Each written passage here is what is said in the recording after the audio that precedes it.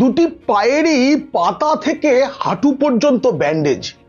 কলকাতার একটা বেসরকারি হাসপাতালে 5 মাস ধরে শয্যাশায়ী পার্থ চট্টোপাধ্যায়। চামড়া খসে ক্ষতের সৃষ্টি হয়েছে দুটো পায়ে। চিকিৎসকরা বলছেন পচন ধরেছে পায়ে। ডায়াবেটিসের কারণেই তার পায়ে ক্ষত এবং চামড়া খসে খসে। জানি না রাজ্যের প্রাক্তন শিক্ষামন্ত্রী তথা শিল্পমন্ত্রীর কোনো পাপের কারণে এটা হয়েছে কিনা আমি জানি না। শুধুই কি অসুখের জন্য? পাপ কিন্তু থেমে নেই, সমানে সেই পাপ চলছে। আজ আমি সেটাই ফাঁস করব, কিভাবে পার্থ চট্টোপাধ্যায় যেই পাপের সূচনা করে দিয়ে জেলে গেছেন সেই পাপ এখনো চলছে। বন্ধুরা, এই প্রসঙ্গে জানিয়ে রাখি, ইতিমধ্যেই পিনাক্কি বলছেন ভিউজ সংখ্যা 1.5 কোটি পার করেছে, কিন্তু সেই অনুযায়ী সাবস্ক্রাইবার হয়নি। 1 লাখ কোনো সংখ্যাই নয়। তাই এই প্রতিবেদন দেখার সঙ্গে সঙ্গে ভালো লাগলে সাবস্ক্রাইব করুন। এখন পার্থ চট্টোপাধ্যায় জেলে যাওয়ার পরেও কিভাবে পাপ চলছে তা জানতে দেখুন এবং শুনুন পিনাক্কি বলছে। নিয়োগ দুর্নীতি মামলায় জেলে রয়েছেন পার্থ চট্টোপাধ্যায়। আমি একটু আগে বলছিলাম তার শারীরিক অবস্থার কথা। একেবারেই ভালো নেই পার্থ চট্টোপাধ্যায়, একেবারেই ভালো নেই। হাসপাতাল সূত্রে যা খবর পেয়েছি তাতে দুটো পা নষ্ট হয়ে যেতে বসেছে। মানে এমন অবস্থা যে তিনি নিজের থেকে বিছানায় এপাশ ওপাশ করতে পারেন না। হাসপাতালের মধ্যে যদি কোনো টেস্ট করাতে হয় হুইল চেয়ার ভরসা। দেখা যাচ্ছে যে দুটো পা থেকে চামড়া খসে খসে পড়ছে। পায়ের পাতা থেকে হাঁটু পর্যন্ত রক্ত জমাট বেঁধে কালো হয়ে রয়েছে। হৃদযন্ত্র, কিডনিতেও অনেক সমস্যা তৈরি হয়েছে। আপনারা যদি ভাবেন যে আমি পার্থ চট্টোপাধ্যায়ের শরীর খারাপের জন্য অনুতাপে ভুগছি, তাহলে ভুল করবেন। কারণ তিনি যে পাপ করেছেন, রাজ্যের শিক্ষা ব্যবস্থাকে লাটে তুলে দিয়ে হাজার হাজার মানুষের চাকরি, তাদের জীবন, তাদের পরিবারকে একটা অসহায় অবস্থায় পৌঁছে দিয়েছেন, তার এই পরিণতি। তিনি ওই বিছানায় যে শুয়ে থাকেন না, নার্সরা বলছেন সারাক্ষণ সিলিং এর দিকে তাকিয়ে থাকেন আর বিড়বিড় করে কি যেন বলেন। নার্সরা মুখের কাছে কান নিয়ে শুনেছেন পার্থ চট্টোপাধ্যায় একটাই কথা বলেন, আমি প্রতিহিংসার শিকার। পার্থর এই শরীরের যে অবনতিটা একটু হঠাৎ করেই হয়েছে। এই মাস 5 আগেই পার্থর জামাই কল্যাণময় ভট্টাচার্য যখন ইডিকে এই মামলায় তিনি সহায়তা করবেন বলে, রাজসাক্ষী হবেন বলে যবে থেকে তিনি আবেদনটা জানিয়েছেন কল্যাণময় বাবু, তবে থেকে অবসাদে ভোগাটা শুরু হয় পার্থের।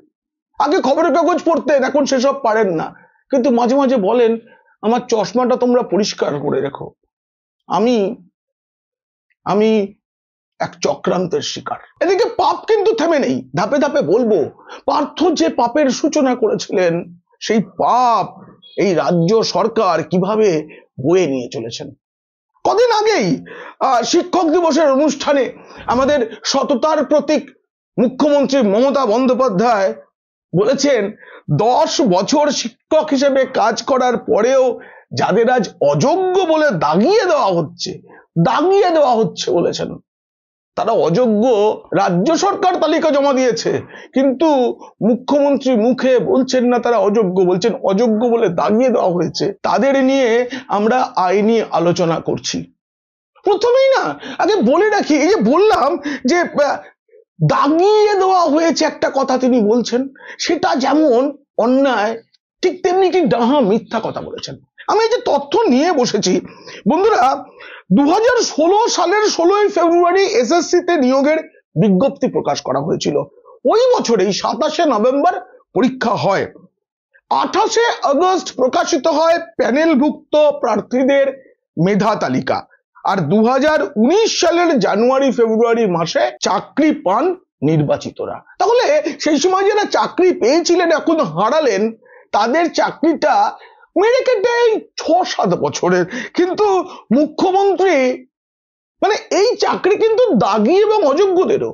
তাদের প্রতি মমতা দেখাতে গিয়ে আমাদের সততার প্রতীক মুখ্যমন্ত্রী মমতা বন্দ্যোপাধ্যায় চাকরির মেয়াদটাও বাড়িয়ে দিচ্ছেন।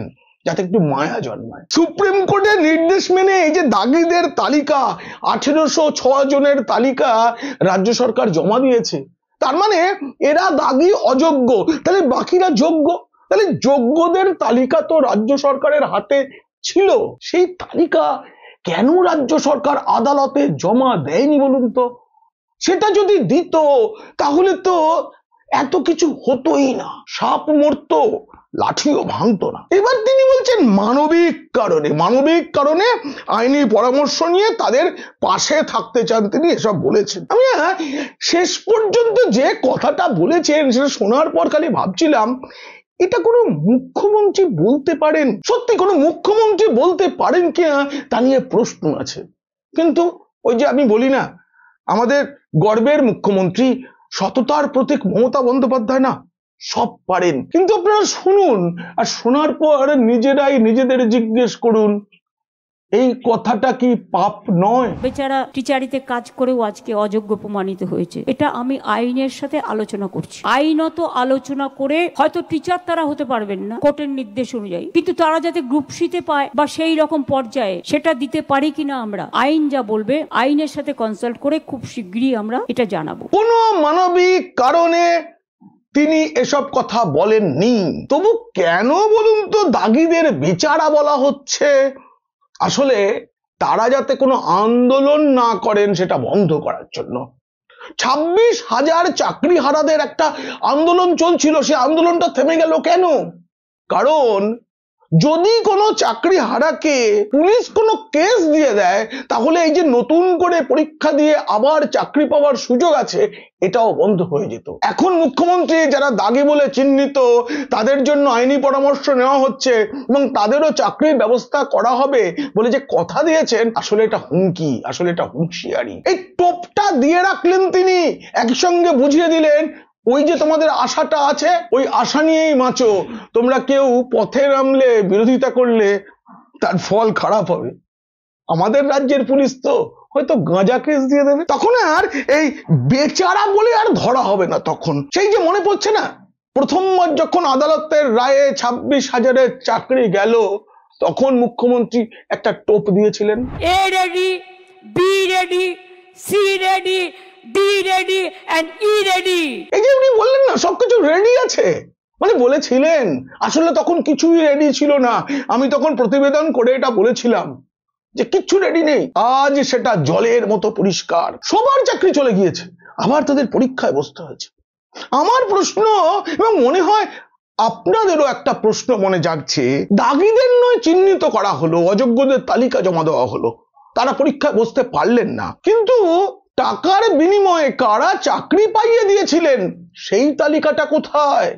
রাজ্য সরকার প্রকাশ করুক সেই নামের তালিকা যারা চাকরি দেওয়ার নামে টাকা তুলেছেন, মানুষ জানুক, তাদের চিনুক। তৃণমূল দল, সরকার, তার মধ্যেই তো আছেন সেই কুশীলবরা। সামনেই প্রাথমিকের 32,000 প্লাস 49,000 মিলিয়ে প্রায় 81,000 মানুষের চাকরি চলে যেতে পারে, অবস্থা সেদিকে এগোচ্ছে। এবারও সেটা যদি হয় এই এখনকার মতো বা আগের মতো, মুখ্যমন্ত্রী আবার খুঁড়োর কল ঝুলিয়ে দেবেন। আগেরবার তো ABCDE নিয়ে থেমেছিলেন, এবার তিনি FGHI থেকে XYZ পর্যন্ত পরিকল্পনা করা আছে বলে ভাওতা দেবেন, প্রতিশ্রুতি দেবেন, আসলে টোপ বুঝিয়ে দেবেন, কোনো আন্দোলন নয়, তিনি বুঝিয়ে দেবেন। তিনি মানে সততার প্রতীক আমাদের মুখ্যমন্ত্রী মমতা বন্দ্যোপাধ্যায়। মনে পড়ছে না সেই আরজিকর পরিস্থিতি, যখন গোটা রাজ্য ক্ষোভে ফেটে পড়ছে, তখন পুজো এসে গিয়েছিল আর মুখ্যমন্ত্রী বলেছিলেন আপনারা পুজোয় যোগ দিন, উৎসবে ফিরুন। এবারও পুজো এসে যাচ্ছে, মুখ্যমন্ত্রী আবার বলবেন উৎসবে ফিরুন। কিন্তু সবার কি উৎসব থাকবে? যারা চাকরি হারিয়েছেন, যারা এবার পরীক্ষা দিয়েছেন কিন্তু কি ফল হবে জানেন না, তাদের কি এই পুজো উৎসবের হবে? নতুন জামা কাপড় তারা পরতে পারবেন? কিন্তু আমার আর একটা প্রশ্ন, যে মুখ্যমন্ত্রীর এইসব টোপ কি আর কেউ বিশ্বাস করবে? জানেন, আসলে বিশ্বাস না করলেও ভয় পাবে, আর ভয়ে বিশ্বাস করবে। ওই যে আগে বলেছি, পুলিশ একটা কেস দিয়ে দিলে আর কোনোদিনও চাকরি পাওয়া যাবে না। আর টাকা ফিরিয়ে দেওয়ার ব্যাপারটাও তো আছে, মুখ্যমন্ত্রী সেটাকে পিছিয়ে দিচ্ছেন। এই যে দাগি এবং অযোগ্যদের থেকে তো সুদ সহ টাকা ফেরত নেওয়ার কথা, তার থেকে যদি নিস্তার পাওয়া যায়, যদি একটা কোনো রকম কোনো কিছু চাকরি পেয়ে। কিন্তু ভারতীয় সংবিধান তো বলে কোনো নিয়োগে কেউ যদি দাগি বা অযোগ্য বলে চিহ্নিত হয় তার আর সরকারি চাকরির সুযোগ থাকে না। মুখ্যমন্ত্রী অবশ্য সব পারেন, নিয়মকে তিনি ভাঙতে পারেন, আদালতে মামলা হবে, আপনার আমার করের পয়সায় আইনজীবীদের পকেট ভরবে, তারপর তিনি হেরে যাবেন। আসলে না, এই যে তার সেই মহান ঘোষণাটার কথা না আমার একদম মনে পড়ে। আপনাদের একবার মনে করায় সেই মহান ঘোষণাটা মুখ্যমন্ত্রী করেছিলেন, আর যেটা শুনে অনেকেই ভেবেছিলেন বাংলা তো এমনই একটি নিজের মেয়েকে চেয়েছিল। আমি বেঁচে থাকাকালীন যোগ্য প্রার্থীদের কারো চাকরি কেড়ে নিতে দেব না, ইট ইজ মাই কমিটমেন্ট। এই যে বললেন না আমার প্রাণ থাকতে, প্রাণটা আছে, আমি তার দীর্ঘায়ু কামনা করি, সুস্থ জীবন কামনা করি। কিন্তু কেন বলেছিলেন? বলতে হয় বলে বলেছিলেন, নাকি 26,000 মানুষের জীবন নিয়ে রাজনীতি করার জন্য বলেছিলেন, সময় কিনতেছে বলেছিলেন, জীবন থাকতে কারো চাকরি যেতে দেবো না? আপনাদের আমি একটা কান্নার ছবি দেখাবো, কিন্তু সেই কান্নার ছবিটা আপনাদের চোখে জল এনে দিতে পারে। তাই তার আগে আমি কয়েকটা প্রশ্ন করতে চাই, কয়েকটা কথা বলতে চাই। লজ্জা বলে কি কিছু নেই আমাদের সরকারের? আসলে লজ্জা বস্তুটা এমন না, তার অস্তিত্ব অনিবার্য নয়। লজ্জা কারো কাছে থাকতেই হবে এমন কোনো মাথার দিব্যি দেওয়া নেই। এই রাজ্যের সরকারের লজ্জাহীনতাই হলো একমাত্র দস্তুর। পশ্চিমবঙ্গে মমতা বন্দ্যোপাধ্যায় সরকার ঠিক করে রেখেছেন, যা খুশি হোক, আদালত যত ভর্ৎসনা করুক, মানুষ যত বিপদে পড়ুক, সরকার নির্লজ্জ, অলজ্জ, অবিচল থাকবে। হাইকোর্ট, সুপ্রিম কোর্ট এইসব মামলা চলাকালীন রাজ্য সরকারকে কতবার কত রকম ভাবে প্রবলতর ভর্ৎসনা করেছে, কিন্তু সরকারের অলজ্জিত স্পর্ধা থেকেই গেছে। একের পর এক দুর্নীতি করার স্পর্ধা দেখিয়ে চলেছে। ঠিক যেমন করে অযোগ্য শিক্ষকদের হয়ে এত ওকালতি, তাদেরকে বেচারা বলা হচ্ছে। এই প্রশ্ন তো আপনার আমার সকলেরই। সেই সঙ্গে সুপ্রিম কোর্টের বিচারপতিরাও বলেছেন, অযোগ্যদের নিয়ে এত উদ্বিগ্ন কেন সরকার, কেন এত উদ্বেগ তাদের বাঁচানোর জন্য? কি রহস্য? তারা কি কোনো কারণে সরকারের নয়নের মণি? আসলে সুপ্রিম কোর্ট হয়তো জানে, তবু বলেনি নয়নের মণিদের না বাঁচালে তাদের কাছে চাকরি বিক্রি করা নয়নের মণি দলের সম্পদেরা বিপদে পড়বেন। এত বছর ধরে একের পর এক দুর্নীতি, অনেকে এই পার্থ চট্টোপাধ্যায়ের এই যে শারীরিক অবস্থা, সেটাকে দেখে, রাজ্যের অবস্থাকে দেখে অনেকে হয়তো বলবেন এটা নিয়তি নির্দিষ্ট, নিয়তিতে ছিল তাই হচ্ছে। কিন্তু জানেন, আমি মনে করি না। এই রাজ্যে যত পাপ, যত লজ্জা, সব সরকার নির্দিষ্ট। যোগ্য শিক্ষকদের চেয়ে পরিণতি, সেটা সরকার নির্দিষ্ট। এমনকি এই রাজ্যের বর্তমান প্রজন্ম এবং ভবিষ্যৎ প্রজন্ম যে অন্ধকারের দিকে যাচ্ছে, সেটাও সরকার নির্দিষ্ট। এই সরকার নির্দিষ্ট কারণেই এক প্রবীণা পরীক্ষার্থীর কান্নার ছবি আপনাদের আমি দেখাবো। আমি জানি না আমাদের সততার প্রতীক মুখ্যমন্ত্রী সেই কান্নাটা শুনতে পেয়েছেন কিনা। আজ আমি যেতাম পরীক্ষা দিতে, আমাকে এখানে পরীক্ষা দিতে আসতে।